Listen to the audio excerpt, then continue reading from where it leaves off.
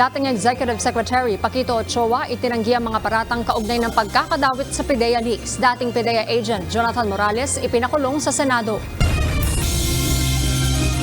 Show cause order sa ilang dating miyembro ng gabinete ni dating Pangulong Rodrigo Duterte kaugnay ng Gentleman's Agreement sa West Philippine Sea inilabas na ng Kamara.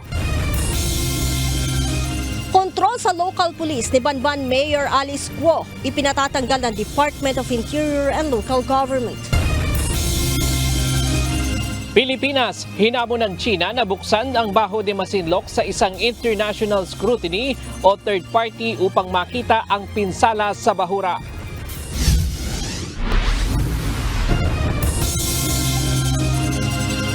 Magandang hapon Pilipinas at sa buong mundo. Una sa ating mga balita. Pinatatanggalan na ng Department of the Interior and Local Government ng police power o control sa pulisya si Banban Tarlac Mayor Alice Guo. Ito'y matapos ang questionableng nationality nito at ang kahina-hinalang koneksyon sa mga iligal na aktibidad ng Philippine Offshore Gaming Operators o POGO sa Tarlac. Ito ang balita ni Lea Ilagan. Ito lang kakalaruhin ko ha. Walang kapangyarihan ang DILG na mag-preventive suspension. Wala kaming kapangyarihang mag-dismiss ng tao. Wala kaming kapangyarihang magsuspindi ng tao maski mag-reprimand. Wala po sa DILG yun. Kakalaruhin ko lang yun. Kasi people are expecting. Walang kapangyarihan ang Department of Interior and Local Government na magsuspende ng alkalde. Ito ang nilinaw ni DILG Secretary Benhar Abalos kasunod ng kanilang panawagan sa Ombudsman na patawan ang preventive suspension si Banban Tarlac Mayor Alice Guo, bunsod na mga isyong kinasasangkutan nito. Ayon kay Secretary Abalos, ang tanging magagawa lamang nila sa ngayon ay mag-imbestiga at ibigay ang resulta sa Office of the Ombudsman. Sagot naman ni Ombudsman Samuel Martires, dapat magsumite ng formal na reklamo ang DILG kasama ang mga kinakailangang dokumento para makapag-imbestiga sila sa mga aligasyon laban sa alkalde. Ang ginawa namin dyan, nagtayo kami ng task force. Ito'y 7-man team na yung findings namin ay binigay namin sa Office of the Ombudsman. It's up to them kung gusto nilang kunin o kung hindi ito. But if they want us to file a complaint, walang problema. We will file a complaint for them, against them. Kaugnay nito, ipinag-utos din ni Secretary Abalos na tanggalan na ng police power o alisan ng kontrol sa local police si Mayor Guo. You can have the control and supervision over the police, no? So, ang gagawin namin ngayon is I have instructed the Polcom to initiate proceedings for the withdrawal of the mayor's deputization. Ibig sabihin nito, pagkatapos nga ng investigasyon nito, no, of course may sufficient grounds, we will withdraw the deputization of Mayor Guo. As a consequence, all the privileges attached thereto are revoked immediately, including its control and supervision over its local police. Hinihingi naman ni Solicitor General Menardo Guevara sa lalong madaling panahon mula sa kanyang biroong special team ng mga solicitor ang resulta ng ginagawang investigasyon sa isyong kinasasangkutan ng alkalde. Inaalam ng grupo kung talaga bang legal na humahawak o gumagawa ng tungkulin bilang opisyal ng pamahalaan si Guo. Ayon kay Solgen Guevara, nagpapatuloy ang kanilang fact-finding o pag-iimbestiga sa issue at ang Office of the Solicitor General o OSG ay binibigyan ng mataas na prioridad ang bagay na ito. Una nang sinabi ni Guevara na kapag napatunayan, pangungunahan ng kanyang tanggapan ang co-warrant of proceedings na isang prosesong legal para mapatalsik ang isang sangkot na personalidad. Lea Ilagan, UNTV, News and Rescue. Diyos ang aming sandigan, serbisyo publiko ang aming pinahahalagahan. Mariing pinabulaanan ni dating Executive Secretary Paquito Ochoa Jr.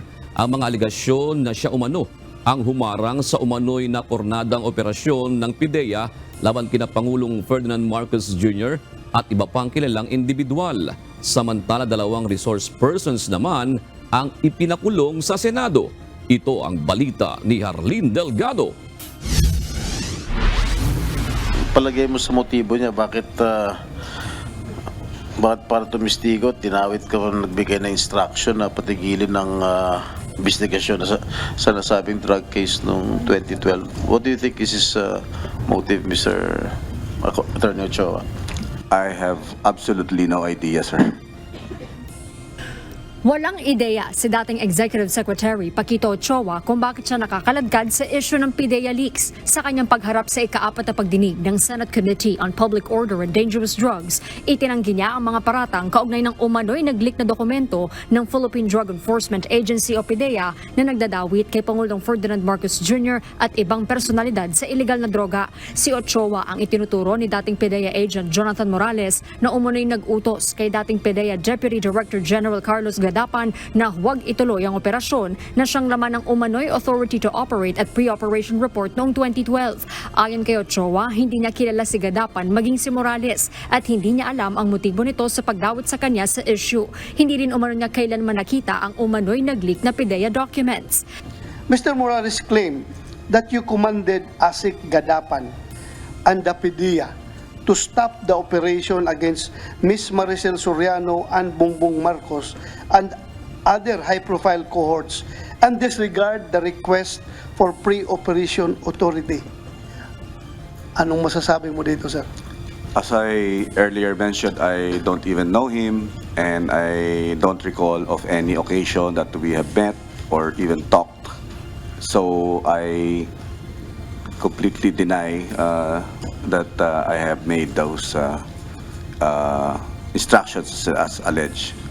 Kinumpirma naman ni Ochoa na dati niyang partner si First Lady Liza Araneta Marcos sa isang law firm na kanilang itinatag noong 2006. Ngunit umalis din umano siya rito nang ma-appoint bilang Executive Secretary ni dating Pangulong Benigno Noynoy Aquino III noong 2010.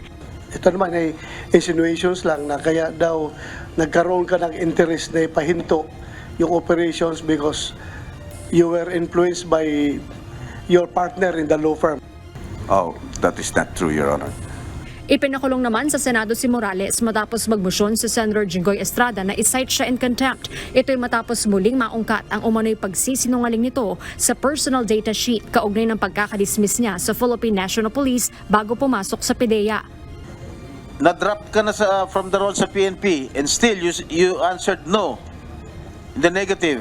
Why was that? Your Honor, Please. hindi yan yung official na isinabit ko doon sa PIDEA, Your Honor. Kaya nga hinahanap ko yung original. Huwag mo nang subukan na i-cite kita in contempt, ha? Pinaiikot-ikot mo kami, pinaiikot-ikot mo itong committee to. Huwag mo subukan.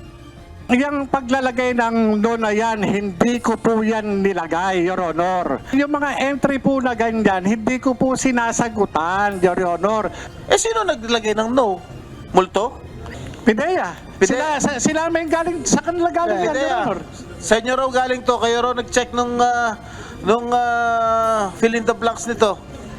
Your Honor, I am not Jonathan Morales. PIDEA is not Jonathan Morales.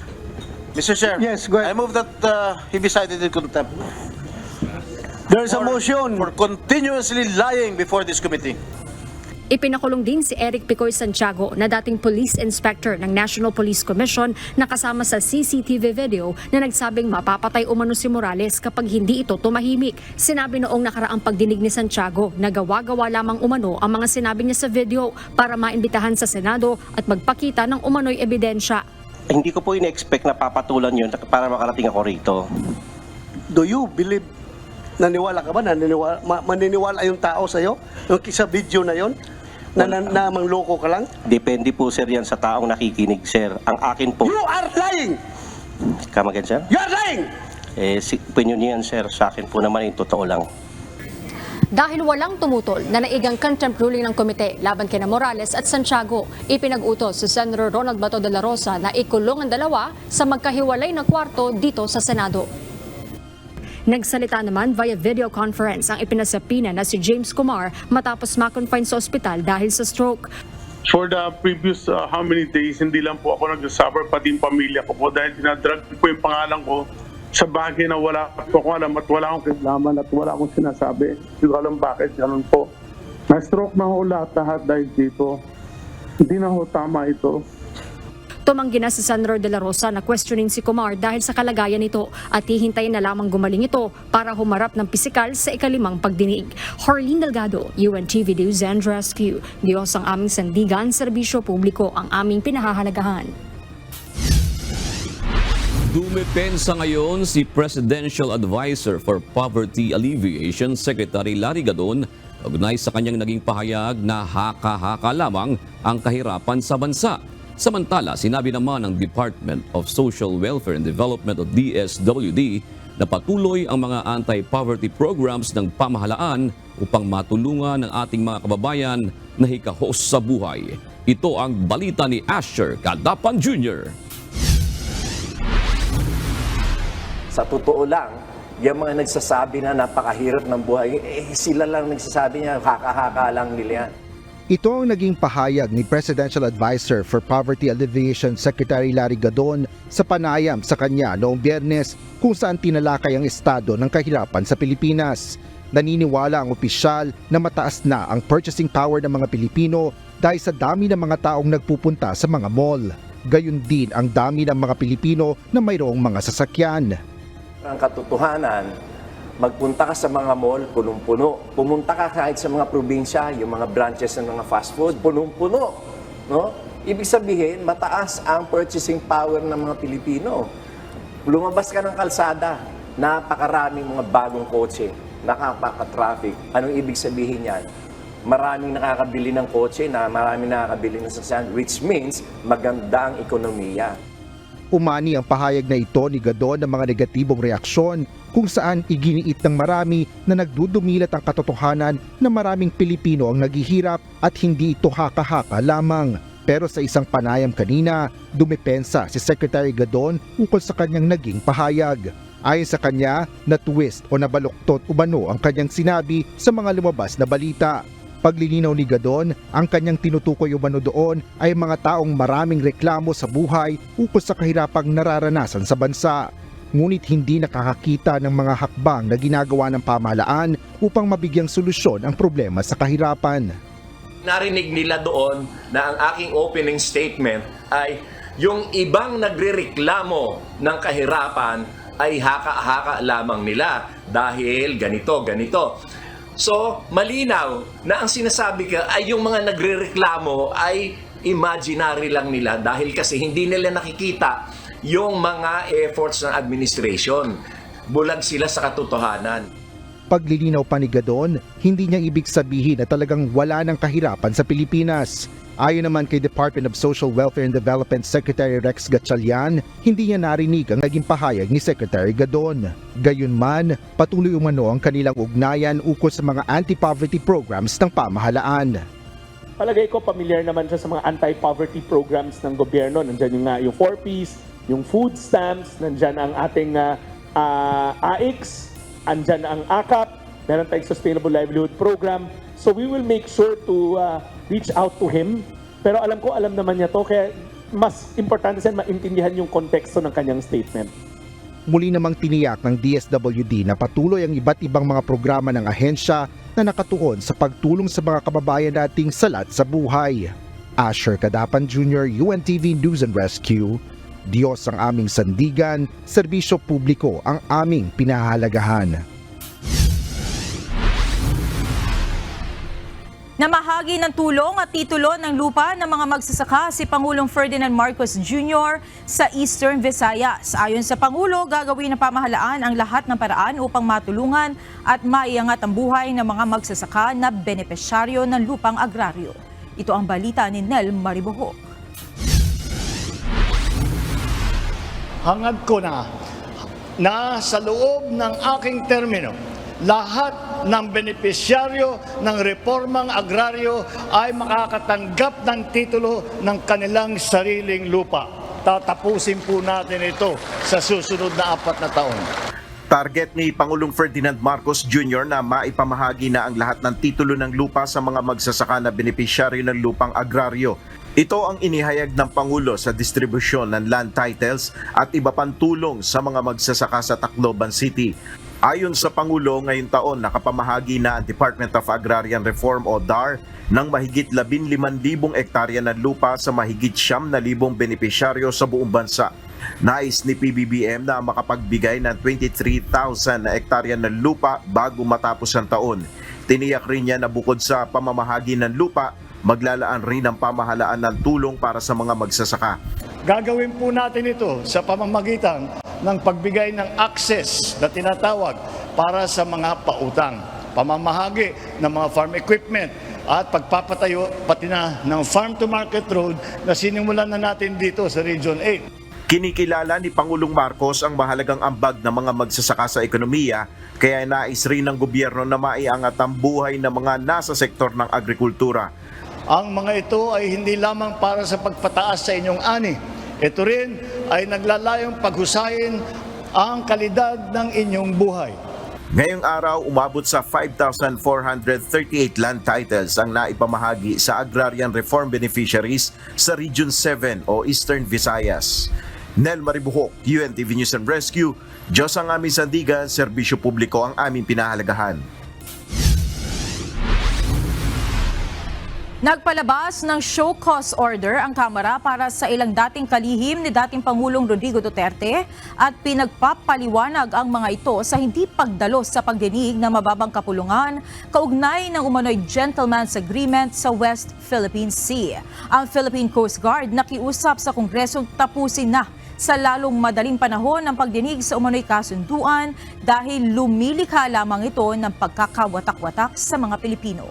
Ito ang balita ni Rosalie Cos. Nagpalabas, nag-issue ng show cause order para po sa former secretaries ng previous administration. Member sila ng security sector. Hindi sinipot ng ilang inanyahang miyembro ng gabinete ni dating Pangulong Rodrigo Duterte ang pagdinig ng House Committee on National Defense and Security at Special Committee on the West Philippine Sea sa umano'y gentleman's agreement ni dating Pangulong Rodrigo Duterte at Chinese President Xi Jinping kaugnay ng West Philippine Sea. Wala namang paliwanag ang top security officials ng Duterte administration kung bakit hindi sila nakadalo sa House hearing, maliban kay dating Executive Secretary Salvador Medaldea na nagpadala ng kinatawan dahil may prior commitment. Bunsod nito, naglabas na ng show cause order ang House panels upang pagpaliwanagin sina dating Defense Secretary Delfin Lorenzana at National Security Advisor Hermogenes Esperon. Muli rin silang inimbitahan sa ikalawang pagdinig ng pinagsanib na komite na nakatakda bukas May 21. So nagtataka ako kung ano yung dapat na kanilang iwasan sapagkat sila ang nakakaalam kung meron ba talaga, kung meron ba talaga na gentleman's agreement, pangalawa kung ano yung napapasa loob dito. So mas maganda, Mr. Chair, na talagang sila mismo ay magpunta upang linawin kung ano yung kanilang nalalaman. Bagaman iminungkahi ni House Deputy Minority Leader at ACT Teachers Party List Representative Franz Castro na imbitahan si dating Pangulong Duterte sa pagdinig, hindi ito pinagtibay ng dalawang House committees. Isang mambabatas din ang nais imbitahan ng mga tagapagsalita ng dating administrasyon na sina Attorney Harry Roque at Salvador Panelo, subalit hindi rin ito inaksyonan ng joint panels. Samantala, para sa mga kasalukuyang opisyal ng Department of Foreign Affairs, Department of National Defense, National Security Council at Department of Justice, non-existent ang umano'y gentleman's agreement. Wala silang impormasyon o tala kaugnay nito. The DFA reiterates its firm position that the Philippines has not entered into any agreement abandoning its sovereign rights and jurisdiction over its exclusive economic zone and continental shelf, including on the Ayungin Shoal. However, it is with utmost regret that the current DND and its official cannot provide you with adequate understanding or substantial explanation on this matter because we are not privy to any gentleman's agreement with China. We also do not have any record in our possession detailing or potentially showing the contours of a deal. The NSA has already made it clear that he is not aware, nor was he part of such alleged agreement entered into by the Philippine government. During that time, in 2016, he was still the commanding general of the Philippine Army and he was not part of the Philippine delegation during a visit to China.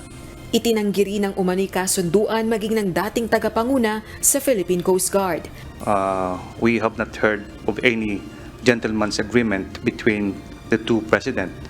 Otherwise, it could have been cascaded down to us as the forefront agency in our quest towards protecting our sovereignty and sovereign rights. Ang Philippine Coast Guard umapela naman sa mga kongresista na tapusin na ang pagdinig sa lalong madaling panahon dahil para sa liderato ng PCG may hindi mabuting bunga ito para sa publiko. We appeal that this hearing be concluded as soon as possible time, as this has the potential to divide our people and this has the potential to confuse us on the ground. It is just an appeal, Your Honor. Magkakaiba naman ang posisyon ng mga mambabatas sa usaping ito. But I have already stated my position before na there is no need for us to conduct a committee hearing because I think the better position for our government to do, and the President has already done that. There is no agreement, and if there is such an agreement, tapos na. I think that is the best position for us. The fact, if it is proven na nagkaroon ng gentleman's agreement, whether it is rescinded or not, whether it is valid or not, it speaks volumes of our foreign policy. That if it is proven that there was that agreement, shouldn't there be accountability, Mr. Chair? Because that would be, betrayal of the Constitution. Rosa Licoz, UNTV News and Rescue. Diyos ang aming sandigan, serbisyo publiko ang aming pinahahalagahan.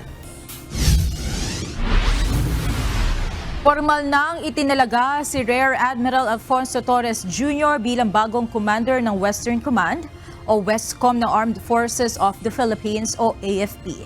Pinalitan ni Torres si Vice Admiral Alberto Carlos na nag-leave of absence dahil sa personal na kadahilanan. Ayon kay AFP Public Affairs Office Chief Cerces Trinidad, ang pagkakatalaga kay Torres ay isang administratibong desisyon ng institusyon na bahagi ng patuloy na mga pagbabago sa pamunuan at mga pangunahing posisyon sa loob ng militar. Kinakailangan anya ang nasabing hakbang para makaangkop ang Westcom sa nagbabagong kalagayan ng seguridad at epektibong matugunan ang mga umuusbong na hamon ng seguridad sa bansa. Nauna rito, hinarap ni Vice Admiral Alberto Carlos ang issue sa umano'y pagre-record ng isang new model deal sa China para sa pag-aasikaso sa sitwasyon sa Ayungin Shoal sa West Philippine Sea. Gayunpaman, itinanggi ng tagapagsalita ng AFP na si Colonel Francel Margaret Padilla na ang leave ni Carlos ay may kinalaman sa pahayag ng Embahada ng China na ang AFP Westcom ay pumasok sa nasabing kasunduan. Tulong muna bago balita. Dalawang motorcycle crash accident sa Butuan City at Tarlac ang nirespondihan ng UNTV News and Rescue. Sa Butuan City, sumemplang ang sinasakyan ng motorcycle rider sa isang madilim na lugar. Habang sa Capas Tarlac naman, 3 ang sugatan na sakay ng isang motorsiklo matapos pumutok ang gulong sa likurang bahagi ng motorsiklo na naging dahilan ng pagkakatumba ng mga ito. Ito ang balita ni Leslie Beden.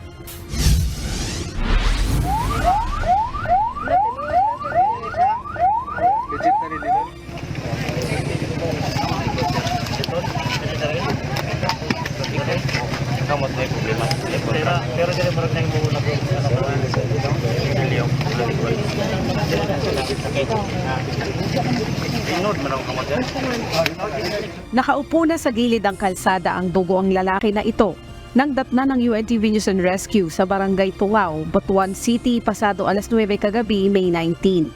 Nagtamo ng hiwa sa noo at gasgas sa iba't ibang bahagi ng katawan si J.R. Dakong, 27 years old, matapos itong sumemplang sa kanyang motorsiklo. Ini, maramdaman mo na eh. Maramdaman mo? Ini. Ikita yung mong tudlog eh. Ini isa. Kani, maramdaman mo na eh. Kani. Why, kwan, David eh. Sir, nga kulo sir na eh. Walang nakakita sa pangyayari, ngunit isang malakas na kalabog ang narinig ng isang residente na malapit sa lugar. Agad niyang pinuntahan ang pinanggalingan ng malakas na kalabog at nadatan nila ang sugatang motorcycle rider. Ingana na siya, sir. Naglingkod na. Naglingkod? Oo, nagdugo-dugo na. Wag ko pakita. Karon pa ko nakabaguhay pa po ko diha kay nalagi nagchat sa kuha nga na disgrasya daw siya. Sumoto akong gianhi. Niya asa mo pagalitan ato nga tayo maninitawag. Sa mong balay natulog na. Matapos malapatan ng pangunang lunas ay dinala ito sa Butuan Medical Center. Dolores Capas, tapat ng school. Okay lang, may ilalabas ba? Nirespondihan din ng UNTV News and Rescue ang motorcycle crash accident sa kahabaan ng Barangay Dolores, Capas, Tarlac, alas 10:30 kagabi. 3 ang sugatan na kinilalang sina Prince Ginto, 17 years old, JM Madriaga, 14 years old, at si Jason Madriaga, 40 years old, na nagtamo ng multiple abrasions. Ayon sa kaanak, pumutok ang gulong sa likurang bahagi sa sinasakyan nilang motorsiklo na naging dahilan ng kanilang pagkakasemplang. Ako pauwi na po. Na pumutok nga daw po yung gulong basta nag-slide. Wala naman daw po ang kasalpukan o sila lang po talaga. Parang self-accident lang. Kasama rin ang Capas DRRMO na rumisponde sa lugar at nagbigay ng first aid sa mga sugatan. Matapos malapatan ng first aid ang 3, dinala ang mga ito sa ospital ng Capas. Leslie Widem, UNTV News and Rescue. Diyos ang aming sandigan, serbisyo publiko ang aming pinahalagahan.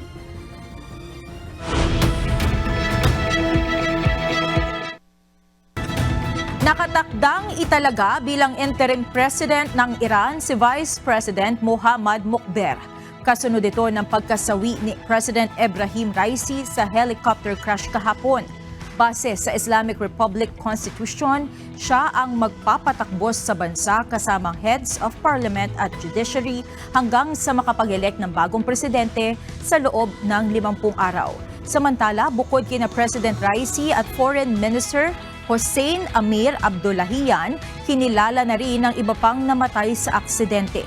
Ito ay sina Imam Ayatollah Mohammed Ali Al-Hashem at Governor General Malek Ramati ng East Azerbaijan. Hindi rin nakaligtas sa helicopter crash ang commander ng protection unit ng presidente at mga bodyguard at crew na hindi na pinangalanan. Formal nang nanumpa bilang bagong Pangulo ng Taiwan si William Lai Ching-te ngayong araw. Sa kanyang unang araw sa pwesto, hinikayat nito ang China na makiisa na sa pagpapanatili ng katatagan at kapayapaan sa isla. Ito ang balita ni Paulo Dasal.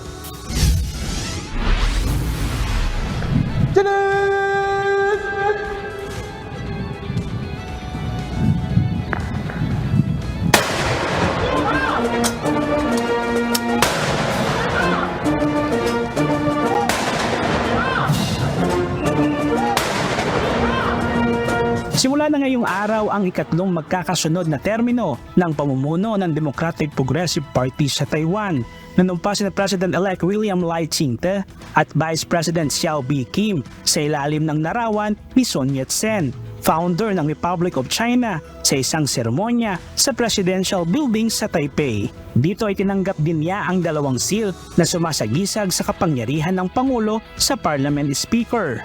Isa rito ang ROC Seal, habang isa naman ay Seal of Honor. Kabilang sa mga dumalo sa inaugurasyon, si outgoing President Tsai Ing-wen na nagpaalam na rin matapos manilbihan sa loob ng 8 taon. Nakiisa rin sa seremonya ang kinatawan ng nasa 29 na bansa, kasama ang huling 12 diplomatic allies sa Pacific, Central America at Holy See. Sa pagpasok ng bagong administrasyon, umaasa ang mga Pilipino-Taiwanese na magkakaroon sila ng oportunidad sa trabaho at mas may papaliwanag sa kanila ang mga karapatan at batas. Yung about the law ng dito sa Taiwan at saka yung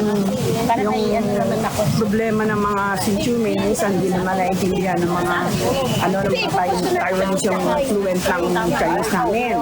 Doon. Tapos maliwanag sa amin, maintindihan nila about sa pagtatrabaho at saka paano kami makapasok ng tamang trabaho. Yun ang about the law na maintindihan namin. Binigyan din ni Pangulong Lai ang kahalagahan ng regional peace at stability sa Taiwan Strait. Nanawagan din siya sa Beijing ng isang dialogo at irespeto ang malayang pamumuhay ng mga Taiwanese.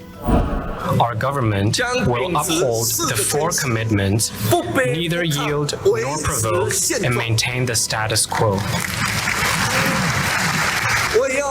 I also want to call on China to cease their political and military intimidation against Taiwan, share with Taiwan the global responsibility of maintaining peace and stability in the Taiwan Strait as well as the greater region, and ensure the world is free from the fear of war. Tinawag naman ng China si Lai na dangerous separatist na magdadala umano ng giyera sa isla. Matagal nang nagbabala ang Beijing na gagamit ng pwersa upang mapasailalim sa kanilang kontrol ang Taiwan. Paulo Desal, UNTV News and Rescue. Diyos ang aming sandigan, serbisyo publiko ang aming pinahalagahan.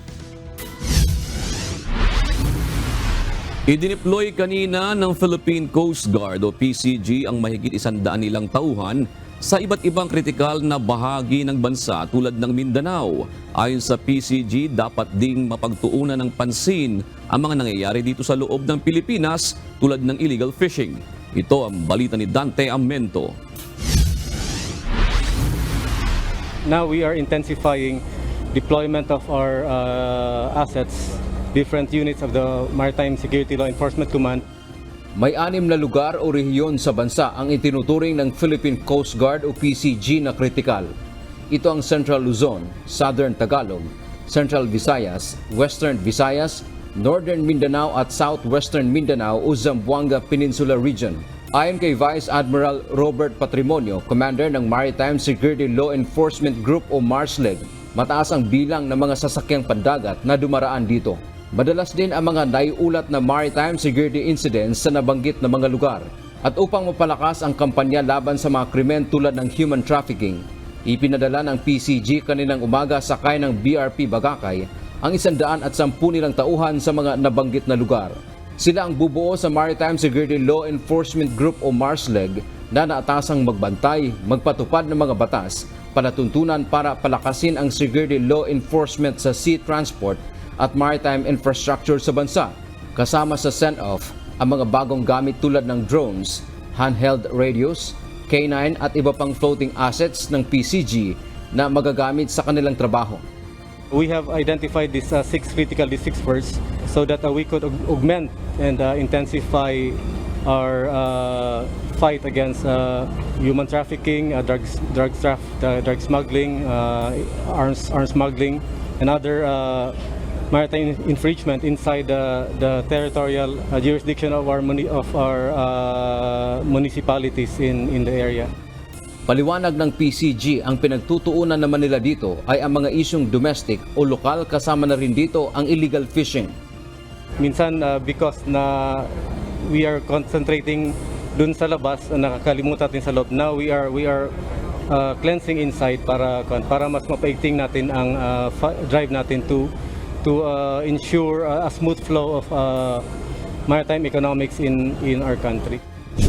Sa mga susunod na araw ay naasahang madadagdagan pa ang idineploy ng mga tauhan ng Philippine Coast Guard upang lalong mapalalakas ang pagsugpo sa mga iligal na gawain sa mga karagatang sakop ng bansa.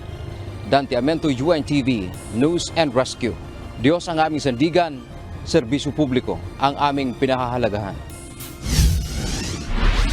Magpapatuloy ang Pilipinas sa malayang paglalayag at pangingisda sa West Philippine Sea sa kabila ng naging patakaran ng China na umano'y paghuli sa mga papasok sa South China Sea na walang pahintulot.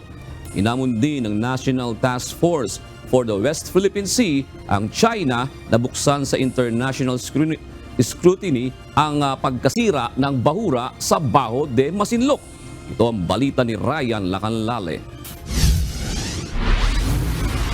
China has no sovereignty in the high seas and therefore has no right to arrest, detain, or expel any person in the South China Sea high seas without trial. Walang karapatan ng China na magpatupad ng regulasyon sa exclusive economic zone ng Pilipinas at mga kalapit na bansa.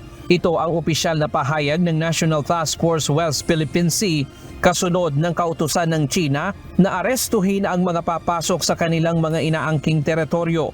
Base rin sa inilabas na bagong regulasyon ng China, maaari nilang ikulong ng 30 hanggang 60 araw nang walang paglilitis. Ayon sa tagapagsalita nito na siya ring National Security Council Assistant Director General Jonathan Malaya, hindi titiklop ang Pilipinas sa bagong regulasyong ito. Anya, walang sovereign rights ang China dito at paglabag ito sa international law, United Nations Convention on the Law of the Sea o UNCLOS at UN Charter.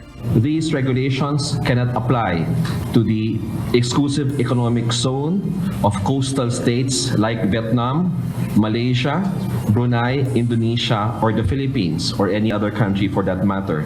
Malinaw na sa 2016 arbitral ruling ng UNCLOS, pinawalang bisa ang claim ng China sa buong South China Sea. Kaya walang karapatang magpatupad ng batas ang Chinese Coast Guard sa EEZ ng ibang bansa. Ayon kay ADG Malaya, malinaw na pananakot at magpapalala lamang ng tensyon sa South China Sea ang bagong hakbang na ito. Gayunman, hindi pa titinag at susuko sa mga ganitong pananakot at taktika ng China ang Pilipinas. These new Chinese Coast Guard regulations is nothing more than part of China's scare tactics to intimidate and coerce its Asian neighbors. It is provocative, escalatory, and increases the tensions in the South China Sea. Mananatili sa pangingisda at paglalayag ang Pilipinas sa karagatang sakop ng exclusive economic zone ng bansa. Kung sakaling totohanin ng China ang kanilang banta, nakahanda ang pamahalaan na protektahan ng ating mga mamamayan. We would increase the presence of our assets as much as we can para kung sakasakali may mga insidente na nahaharas yung ating mga mangingisda at merong pagtatangka na arestuhin o i-detain ng ating mga kababayan ay mapipigilan natin through our Philippine Coast Guard. Nanawagan naman ng NSC sa mga kalapit na bansa na baliwalain ang bagong iligal na regulasyong ito ng China. And we call on all maritime states, particularly our neighbors in like Vietnam, Malaysia, Brunei, Indonesia, to ignore these illegal regulations and sail in these waters to the extent that international law allows. Hinikayat nito ang ibang bansa na patuloy na mangisda at maglayag sa South China Sea. Ayon naman sa Philippine Coast Guard, ang regulasyong ito ay overreaction lamang ng China sa civilian mission kamakailan. Maaaring natatakot ang China na magkaroon pa ng ganitong civilian movement mula sa ibang mga bansa sa rehiyon. This only means one thing. This regulation the Chinese has publicized is an empty threat. They want to discourage civil society movement, not just here in the Philippines, but across the region. We can, the Chinese government even overreacted with this kind of civil society Atin Ito coalition last time. They even sent 10 China Coast Guard vessels, more than 20 Chinese maritime militia, 1 PLA Navy warship. So it means that it's really a headache for them if the civil society will be going in the South China Sea. This only happened here in the Philippines. So what if the Vietnamese will also have civil society movement who will also do the same? Also for Kuala Lumpur, also from people in Natuna. So this is a very big problem for them. So for China to counter all this kind of impact to the civil society, they have to say something to at least threaten the people. Samantala, hinamon ng National Task Force West Philippine Sea ang China na pumayag na kumuha ng third party o sumailalim sa international scrutiny ang Baho de Masinloc upang malaman ang tunay na kalagayan ng bahura. Ryan Lacanlale, UNTV News and Rescue. Diyos ang aming sandigan, serbisyo publiko ang aming pinahahalagahan. Mayroon pang ibang dayuhan na hinahanap ang Philippine National Police kaugnay sa Alitagtag Drug Hall noong April 15. Ayon kay Department of the Interior and Local Government Secretary Ben Horabalos Jr., major player sa nasabat na bulto na ilegal na droga ang hinahanap na dayuhan na tukoy na rin nila ang pagkakakilanlan. Ito ang balita ni Lea Ilagan. He's one of the major characters. Okay, major. Ilang masasabi ko ngayon. I'm sorry, but I would have to make it as general as that. He's not a minor player, but he's a major player. Hindi pa tapos ang paghahanap sa lahat ng suspect na sangkot sa nakumpiskang 1.4 na tonelada ng shabu sa Alitagtag, Batangas noong April 15. Ayon kay Department of Interior and Local Government Secretary Benhar Abalos, bukod sa Canadian national na si Thomas Gordon O'Quinn alias James Toby Martin, ay mayroon pa silang ibang dayuhan na hinahanap. Definitely, he's not the only foreigner the way I see things. Meron pang iba. That's the only thing I can tell right now. No? Meron pa kami ibang mga nakita dito. Maganda po ang development ng kaso. May mga na-identify na mga tao na tinatahi na po lahat ito. Sa kabila ng patuloy na pagpasok sa bansa ng ilegal na droga, sinabi ni Secretary Abalos na hindi pa naman nakaalarma ang pagdating ng mga dayuhan sa bansa na sangkot sa ilegal na droga. Dahil patuloy naman aniya ang Philippine National Police sa paghahanap laban sa mga ito. Kaya natin nahuli at ito'y nagpapakita hindi lang nahuli yung droga, pati yung mga taong nasa likod nito ay halos ito na po. Pinakita natin sa publiko ngayon. Dahil importante, hindi mo lang dapat mahuli droga, mahuli mo mga mastermind nito. Si Martin ay mayroong Interpol Red Notice dahil sa pagkakasangkot sa kalakalan ng illegal drugs. Naaresto siya ng pulisya sa isang spa sa Tagaytay City noong Huwebes kung saan nakuna nito ng shabu at cocaine. Mayroon ding iba't ibang identification card na mayroong iba't ibang pangalan. He was arrested based dun sa red notice na nakuha po natin sa coming from the Interpol. But during the arrest, it was said that based dun sa statement po ni General Nartates na nahulihan na rin po siya ng shabu and cocaine. Noong Biyernes, isinailalim na ito sa inquest proceedings sa DOJ sa kasong paglabag sa Section 11 ng Republic Act 9165. Bukod sa yate na nakuha sa Nasugbu, hinahabol din ng PNP ang mga sakay ng dalawang SUV na natagpuang abandonado sa Pampanga. Lea Ilagan, UNTV, News and Rescue. Diyos ang aming sandigan, serbisyo publiko ang aming pinahahalagahan.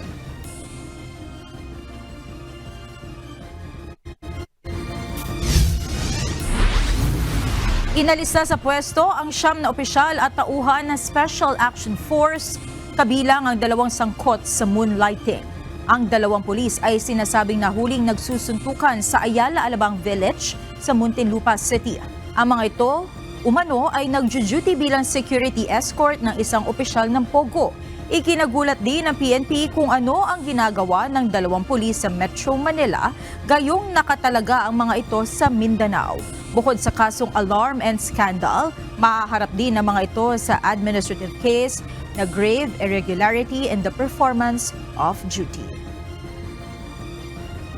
Talaga po, tunay po at mangyari po yan, and we already arrested these people and filed a case against them. So, 2 tap for moonlighting.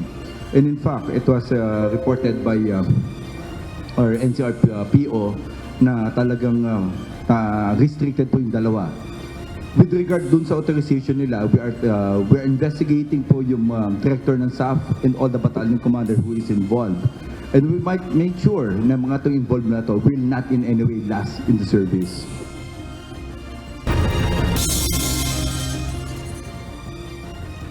Matapos ang 1 buwang pataan sa panguhuli sa mga e-bike at e-trike na dumadaan sa national roads, nagpasya ang Metropolitan Manila Development Authority o MMDA na palawigin pa ito ng 1 linggo. Ayon sa MMDA, sa susunod na Lunes na sila mag-i-issue ng ticket at mag-i-impound ng mga e-bike at e-trike. Ito ang balita ni JP Nunez. Itutuloy lang po muna rin natin yung pagtataboy dito sa mga pangunahing lansangan na ito for 1 more week. May dagdag na 1 linggong pataan ang Metropolitan Manila Development Authority o MMDA sa mga e-bike at e-trike na dadaan sa national roads. Ayon sa MMDA, sa susunod na Lunes, May 27 na nila sisimulan ang panguhuli, paniniket at pag-i-impound ng mga e-bike at e-trike. Ipinaliwanag ni MMDA Acting Chairman Attorney Don Artes na napagdesisyonan ng ahensya na magsagawa pa ng 1 linggong information drive. Noong April 18 nang ipinag-utos ni Pangulong Ferdinand Marcos Jr.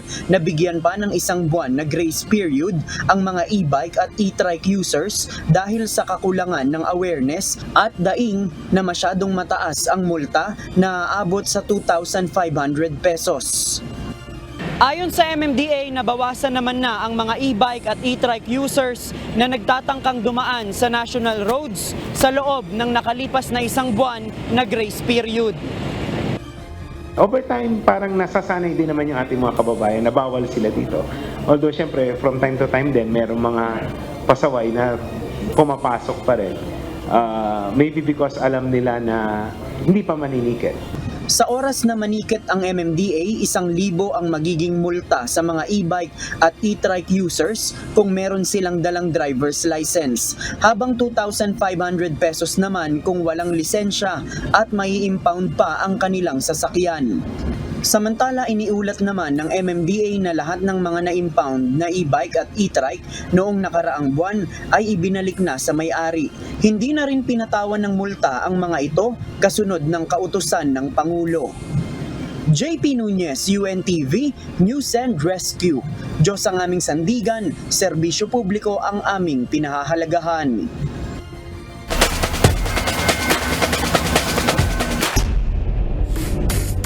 Nakapagtala na ang BFP Lady Firefighters ng 8 straight wins sa pagpapatuloy ng second round elimination ng UNTV Volleyball League Season 2 sa Paco, Manila kahapon. Wagi naman ang AFP Lady Gunner sa 3 magasunod na sets laban sa Comelec Suffragettes. Nanguna pa rin sa ranking ang PNP Lady Patrollers matapos pataubin ang Judiciary Justice Servers sa 3-1. Ito ang balita ni Harry Ilagan.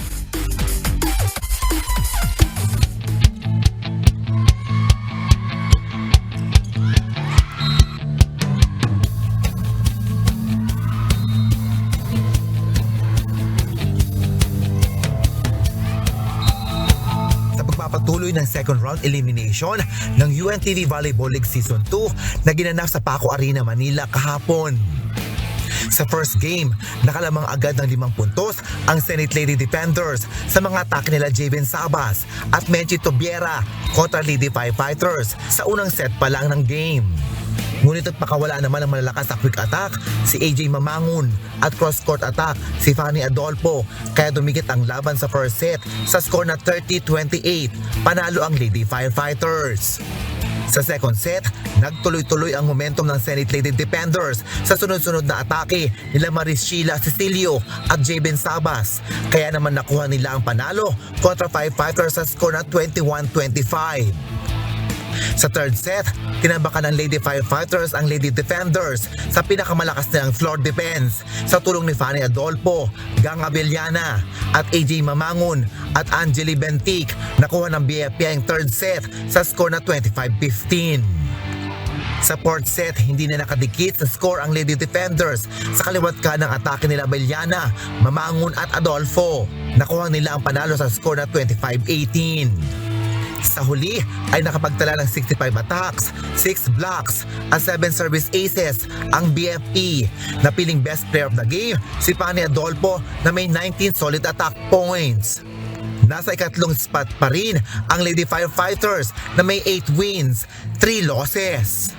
Sa una pa lang medyo na parang nangangapa yung team. Nasabi ko nga kanina nung time out ko, parang yung laro nila hindi laro ng magkakakilala.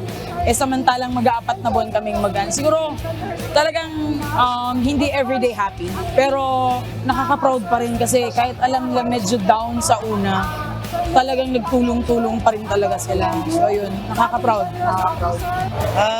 Sayang yung first set eh. Maganda yung laro eh. Nagkatalo lang sa konting-konting error. Ngayon, nung second set naman, yun, nakalaro na ng maayos. And on third set, kailangan namin ipasok yung mga stringers kasi kailangan eh. Although maganda naman yung laro.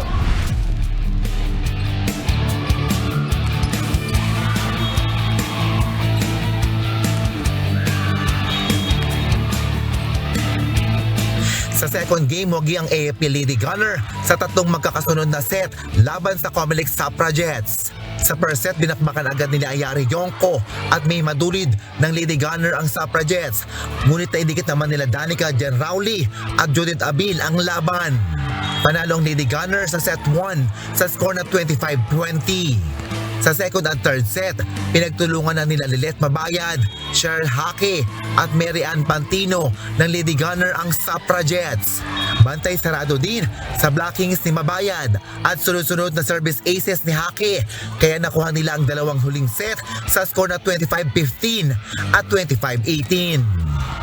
Sa huli nakapagtala ng 40 attacks, 6 blocks at 4 service aces ang Lady Gunner. Napiling best player of the game si Yen Olores ng AFP Lady Gunner. Nasa ikalawang spot pa din sa game standing ang AFP Lady Gunner na may 8 wins, 2 losses. Nakakuha naman ng 27 attacks, 1 block at 3 service aces ang Comelec Suffragettes. Kaya nasa ika-4 na standing na ito na may 5 wins, 5 losses. Medyo slow starter lang sila. So pagka ganon, nire-remind para ma-overcome nila yung kanilang, yung nawawala sa kanila. For example, yung receive, ganyan. Nasunod naman. Kaya napanalo namin yung game yun. Maganda naman pinakita ng mga players namin. Yung service receive, nandun naman po, wala naman nagkulang.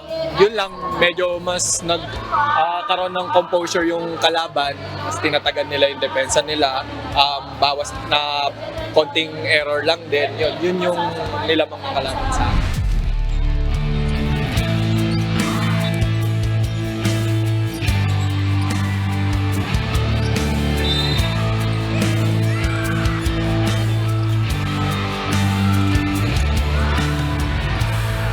Sa third game, hindi na nagpatinag sa unang set ang Judiciary Justice servers at mas pinaigting ang kanilang floor defense at atake sa tulong ng cross-court attack nila Marilee Boras at Lerma Tubog at quick attack nila Arnie Pesebre. Nakuha ng Justice servers ang unang set sa score na 23-25. Sa second set, tinambakan na ng Lady Patrollers ang Justice servers sa tulong nilang Kia Gomez, Milafron Ronquillo at Ces Oliveros at nakuha ng grupo ang panalo sa score na 25-13. Sa third at fourth set, sinubukang bumawi ng Justice servers. Kahit pagod na ang spiker nila na sina Tubog at Pesebre, ngunit nabigo ang mga ito dahil nagpakawala ng sunod-sunod atake ang Lady Patrollers. Nakuha ng mga ito ang dalawang huling set sa score na 25-19 at 25-22. Sa uli ay nakapagtala ng 44 attacks, 3 blocks at 16 service aces ang Lady Patrollers. Best player of the game si Mila Ronquillo na may 11 attacks, 1 block, 4 aces. Nangunguna pa din sa ranking ang PNP na may 8 wins at 2 losses. Nasa ikapito naman ang Judiciary Justice servers na may 3 wins, 7 losses. Moving up kami kasi galing kami sa talo nakarang previous game namin. Tinalo kami rin ng Bureau of Fire. I-duplicate kami para makabawi kami sa ngayon. Yung teamwork nila, no? Although mayroong konting lapses pa rin doon sa receiving. Medyo mabigat yung service, medyo naiiwan yung ano. Pero kasi nandun na yung pagod eh. May pagod na rin. So yun yung mga factor. Pero overall, kung titignan mo yung movements ng team, yung defense, kanina mahaba yung rally, napakaganda, no? So doon mo makikita yung nagmamature. Samantala, abangan ang susunod na bakbakan sa Liga ng Public Servants sa Win Sports, Win for Charity sa darating na Miyerkules, May 22, 2024 sa Paco Arena, Manila. Magtutuos ang AFP Lady Gunner at DFA Emisaris sa first game alas 12 ng tanghali. Susundan naman ito ng paghaharap ng Comelec Suffragettes laban sa Judiciary Justice servers alas 2 ng hapon. Habang PNP Lady Patrollers at SSS Pension Protectors naman ang maglalaban sa Game 3 alas 4 ng hapon. Live itong mapapanood sa social media account ng UNTV News and Rescue at UNTV Sports. Hari Ilagan, UNTV, News and Rescue, Diyos ang aming sandigan, serbisyo publiko ang aming pinahalagahan. Ilang araw bago magsara ang sesyon sa Senado, bumaba sa pwesto bilang Senate President si Senator Juan Miguel Mig Zubiri. Sa kanyang talumpati, nagpasalamat ang mambabata sa suporta ng kanyang mga kapwa-senador at mga empleyado ng Senado. Mula sa Senado, ito ang balita ni Herlin Delgado, live. Magandang gabi, Herlin. Ano ba ang naging dahilan ng biglaang pagpalit ng liderato dyan sa Senado? At ito ba may kinalaman doon sa mga mabagal na pag-usad ng mga priority bills ng administrasyon? Gaya na lang halimbawa na ang pag-amyenda sa saligang batas ng bansa. June, matapos ngayon nangyari kanina, si Senator Francis Cheese Escudero na ang bagong halal na Senate President matapos magbitiw sa pwesto sa Senator Juan Miguel Mig Zubiri, habang ilang senador din June ang bumaba sa kani-kanilang posisyon. June, emosyonal na tumayo sa plenaryo si Senator Juan Miguel Mig Zubiri para sa kanyang talumpati sa pagbaba sa pwesto bilang Senate President. Dito binanggit ni Zubiri ang mga panukalang batas sa kanilang ipinasa sa ilalim ng kanyang pamumuno gaya ng Public-Private Partnership Code, Maharlika Investment Fund Act, Internet Transactions Act at ang Anti-Financial Scamming Act. Binigyang diin din ang mga batas na naging independent ang Senado sa ilalim ng kanyang pamumuno at tumindig laban sa paggigiit ng China sa West Philippine Sea. Ganoon din ang pagdepensa niya sa Senado para labanan ang People's Initiative. Sa kanyang talumpati, sinabi ni Zubiri na nabigo siyang sundin ang direktiba mula sa mga makapangyarihan dahilan para bumaba siya sa pwesto. I have never dictated my position on any of you. You know that. I've always supported your independence, which is probably why I faced my demise today. I failed to follow instructions from the powers that be. Simple as that. Nagpasalamat din ng senador sa mga empleyado ng Senado at ipinagmalaki rin ito ang mga reforma para sa kanilang benepisyo. Hindi naman naiwasang maluha ng ilan sa kanyang mga kapwa-senador na tinaguri ang seatmates na sumuporta kay Zubiri. See,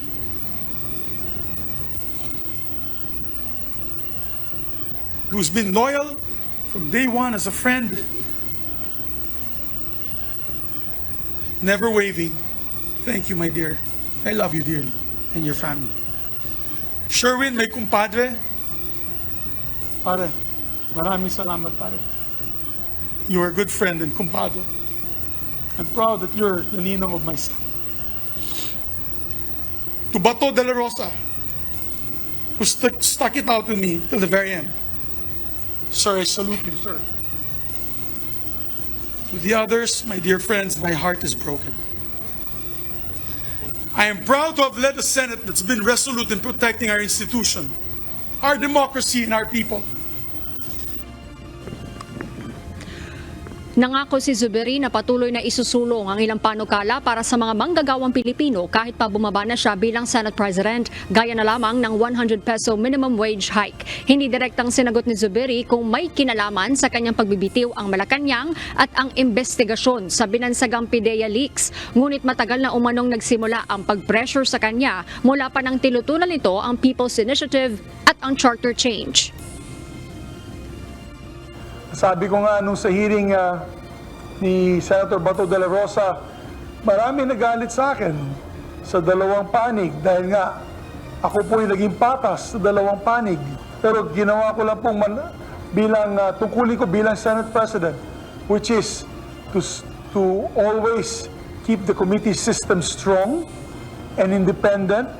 I've been very loyal to our President, and in fairness, we've tried to give him good counsel. Kung sa PI, sinabihan ko po siya na masama po ito para sa ating bansa. Umpisa po ito ng kaguluhan. Di ko alam kung nakinig po siya sa akin o hindi. Si Senator Alan Peter Cayetano ang nag-nominate kay Senator Cheese Escudero bilang bagong Senate President habang agad nagmosyon si Senator Jinggoy Estrada para isara ang nominasyon. 14 na senador ang sumuporta kay Escudero. Nanumpa kalaunan si Escudero habang nasa kanyang tabi ang asawa na aktres na si Heart Evangelista. Nagpasalamat si Escudero kay Zubiri at nangakong gagawin ang lahat para sa nagkakaisang Senado sa ilalim ng kanyang pamumuno. My hats off to you, Senate President Zubiri. I salute you and I hope I will make you proud. Maraming salamat po muli sa tiwala at nakahanda po akong pagsilbihan kayo sa anumang makakaya natin habang sabay-sabay natin pinagsisilbihan ang bansa at ang sambayan ng Pilipino. Samantala, bumaba sa pwesto si Senator Loren Legarda bilang Senate President pro tempore at pinalitan siya ni Senator Jinggoy Estrada. Habang nanumpa naman bilang bagong Senate Majority Leader si Senator Francis Tol Tolentino kapalit ni Senator Joel Villanueva. Bukod sa kanila, bumaba rin sa kanilang committee chairmanships sina Senators Nancy Binay at Sonny Angara na kumampi kay Zubiri. Sumuporta rin kay Zubiri sina Senator Sherwin Gatchalian at Ronald Bato de la Rosa. June, ayon kay Senator Zubiri, pag-uusapan pa nila ngayong gabi kung saan sila sasama, kung sa majority o minority block ba. Kasama siya at yung 7 senador na kumampi sa kanya. Samantala, June, inanunsyo rin ni Senate President Francis Cheese Escudero na pansamantala na munang ihihinto ang deliberasyon sa charter change o CHACHA dito sa Senado. At yun munang update mula rito sa Senado, balik sa iyo, June. Yun nga sana ang itatanong ko sa iyo, Harleen, dahil kung halimbawa saan sasama yung grupo ni Senator Zubiri, kung sa majority ba o sa minority. Kasi kung sa minority sila, dadami yung sa minority. Parang ganun yan, Harleen? Kung sakaling sasama sila sa minority, June, lalabas na magiging 10 na yung magiging members ng minority block bago mag-Senate adjournment sa Friday na yan, June. Yung 2 June, yung sina Senators Aquilino, Coco Pimentel at Senator Rizzo Hontiveros, plus silang 8 si Senator Zubiri at yung 7 senador na kumampi sa kanya ngayong araw, June. Pero meron bang nabanggit si Senator Zubiri kung anong komite o kung sakasakali ang maaari niyang pangunuhan? June, clarify kanina ni Senator Zubiri na wala na siyang, hindi niya na iniisip kung anong committee chairmanship pa yung mapupunta sa kanya at okay na sa kanya kung ano man yung ibigay sa kanya ng majority. Pero nabanggit na niya kanina na okay lang sa kanya kung mababalik yung Senate Committee on Cooperatives. Pero nilinaw niya na sa kanilang 8 kung ano man yung ibibigay sa kanila, kung meron man o wala, ay sasang-ayon na sila doon, June. Yung sinasabing parang pressure, sinasabi nga dyan sa Senado, doon ba sa pag-asalin ngayon ng liderato ay masisiguro ba na ang independence ng Senado, Harleen? June, natanong din yan kay Senate President Escudero nang magpa-unlock siya sa media after ng session at sinabi niya kanyang gagawin ang lahat para manatiling iisa o walang kulay, walang kampirito o kampiroon dito sa Senado at magiging independent kagaya ng kanyang sinundan na si Senate President Zubiri. June. Maraming salamat. Harleen Delgado, nag-uulat mula sa Senado. Nakikipagtulungan ngayon ang Department of Social Welfare and Development o DSWD sa ilang digital platform para mas mapadali ang access at pagbibigay ng ayuda sa mga benepisyaryo ng iba't ibang programa ng pamahalaan. Ito ang balita ni Jed Neresina. Gusto natin, ang layunin natin, ang instruction ng ating mahal na Pangulo, mabawasan na yung mano-mano na pagbigay ng ayuda. Digitalisasyon. Ito ang nais ni Pangulong Ferdinand Marcos Jr. para sa iba't ibang transaksyon ng gobyerno. Kasama dito ang mabawasan ng mano-manong pagbibigay ng ayuda sa ating mga kababayan. Kaya ayon kay Department of Social Welfare and Development Secretary Rex Gatchalian, inuunti-unti na ng ahensya na ilipat sa e-wallet ang mga transaksyon ng ipinapamahaging ayuda. Sisimulan natin yan sa 4Ps kung saan pwede nang sa e-wallet like GCash makuha ang kanilang grants, and later on, imamigrate rin natin sa iba pang programa ng DSWD. Paliwanag ni Secretary Gatchalian, mas magiging madali para sa mga benepisyaryo ang pagkuha ng ayuda sa ganitong paraan. So ngayon, ang permahan natin sa Globe ay pinagtitibay ang relasyon ng DSWD at Globe para maging mas madali sa ating mga mamamayan ang pagkuha ng kanilang mga ayuda. Sisiguruhin din niya ng ahensya na maprotektahan ito laban sa maaaring hindi lehitimong mga transaksyon o mga scam na maglilipa na kasabay nito. Itong mga to naman are closed loop, like 4-piece closed loop siya eh. Kaya nga nakipag-ugnayan tayo sa Globe para masigurado natin na maprotektahan rin yung mga tatanggap ng ayuda. Ikinatuwa naman ng 4-piece beneficiary na si Ginaline Valderramos na gagawin ng mas madali sa pamamagitan ng digital wallet ang pamamahagi ng kanilang ayuda. Sa ganitong paraan aniya mas madali niyang makukuha ang pera kaysa kung siya ay pupunta pa sa bangko para mag-withdraw. Kasi madali sa akin, hindi na ako pupunta ng bangko. O mamamasahe pa mama ko. Diba? Ngunit inaalala niya ang kanyang mga kasamahan na walang magagamit na cellphone kung sakaling ililipat ng tuluyan ang kanilang natatanggap sa mga e-wallet. Kaya lang yung iba kong member ay wala naman silang mga cellphone. Kasi mahihirap lang din naman. Ay yun ang hassle sa mga ibang member na walang cellphone. Ganito rin ang pangamba ng senior citizen na si Ernesto Arabago. Hindi aniya siya marunong sa online kaya nais niya na mano-manong kumuha pa rin ng pera sa bangko. Wala naman akong cellphone. Saka hindi ako marunong mag-cellphone. Kaya sa land bank na lang. Meron kaming ATM. Ngunit ayon kay DSWD Secretary Gatchalian, tuloy-tuloy ang hakbang ng gobyerno para maturuan ang mga kababayan nating hindi pa marunong sa online. Lahat na part yan ng digital financial literacy na nagaganap ngayon. Nagro-roadshow na kami kasama ng Globe and ng Smart. Umigot kami sa mga 4-piece beneficiaries natin, lalo na yun sa malalayong mga lupalop, yung mga GIDA areas, geographically isolated and disadvantaged areas, para maturuan nga sila.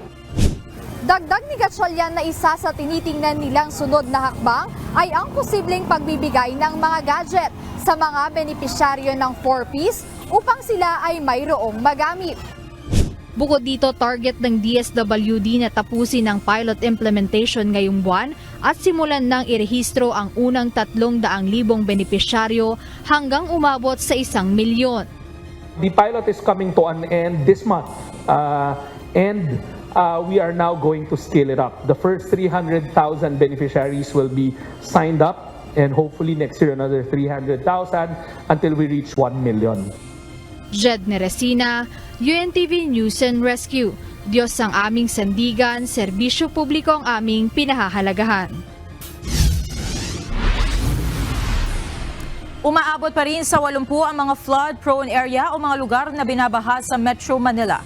Ayon sa Metropolitan Manila Development Authority o MMDA, dahil ito sa makikipot na water drainage o kanal at ng hindi tamang pagtatapon ng basura ng publiko. Ito ang balita ni Asher Cadapan Jr.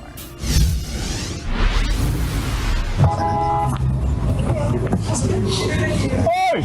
Huwag mong ibabaro yan! Babaha dito yan!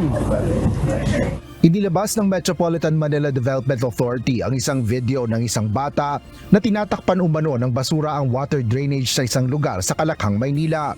Ito ay upang makalangoy umano siya sa baha dala ng malalakas na buhos ng ulan. Ayon kay MMDA Acting Chairman Romando Don Artes, basura pa rin ang isang dahilan ng mga pagbaha sa National Capital Region.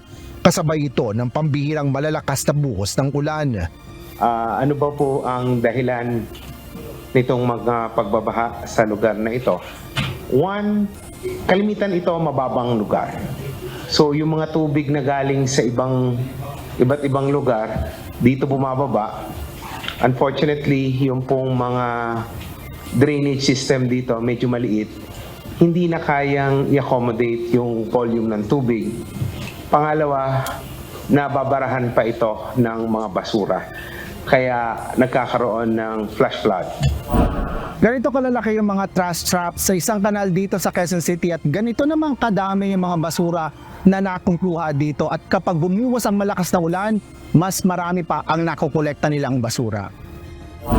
Nanawagan ng MMDA sa publiko na makipagtulungan sa pamamagitan ng pagtatapon ng mga basura sa tamang tapunan. Sa bahagi ng MMDA, patuloy ang kanilang pagpapataas ng kapasidad ng 71 pumping station na pinangangasiwaan ng ahensya sa iba't ibang lugar sa Metro Manila. Paliwanag ni Artes, hiniigop ng mga pumping stations na ito ang tubig ulan papunta sa Pasig River at iba pang malalaking ilog at Manila Bay upang mabawasan ang mga pagbaha sa Metro Manila. So far, nakapag-identify tayo ng 80 flood-prone areas dito sa Metro Manila. Well, nabawasan na siya actually. Dati mas marami ito. But because of the intervention nga po ng ating DPWH, MMDA at mga local government units, substantially nabawasan na ito. Sa Miyerkules ay nakatakdang magpulong ang MMDA sa mga lokal na pamahalaan sa Metro Manila at iba pang ahensya ng pamahalaan upang pag-usapan ang iba pang plano laban sa baha dulot ng mga pagulan. Asher Cadapan Jr., UNTV News and Rescue. Diyos ang aming sandigan, serbisyo publiko ang aming pinahalagahan.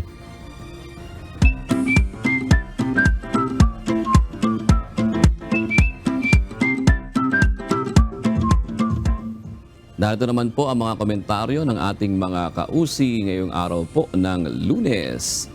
Ayon po kay Ruel Tumamak Sr., yes, tama, magbigay ng sakahang lupa. Sana magbigay din ang Bureau of Fisheries ng palaisdaan sa WPS kaysa kunin ng China. Ano pa palaisdaan doon? Parang mahirap-hirap yata, medyo malayo-layo yun.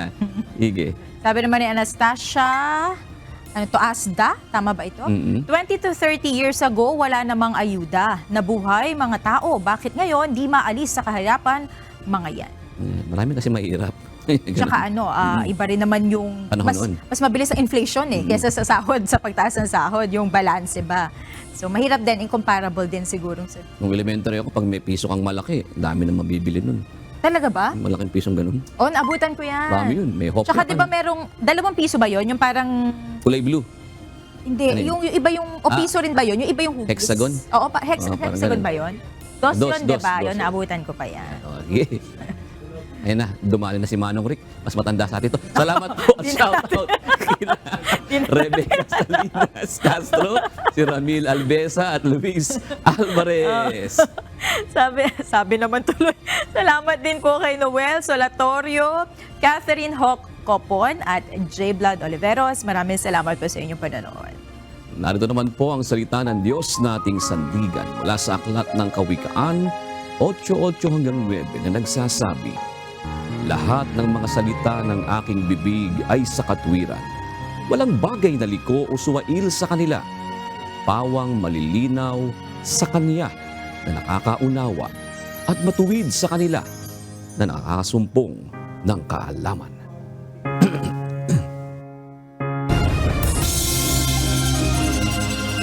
At yan ang kabuuan ng ating balitaan ngayong gabi. Aming inilahad ng buong katapatan kung paano namin nasaksihan. Kayo po'y makapagtitiwala na ang aming nakita at narinig, ang aming ibinabalita. At dito po sa UNTV, Diyos ang aming sandigan, serbisyo publiko ang aming pinahahalagahan. Magandang gabi po.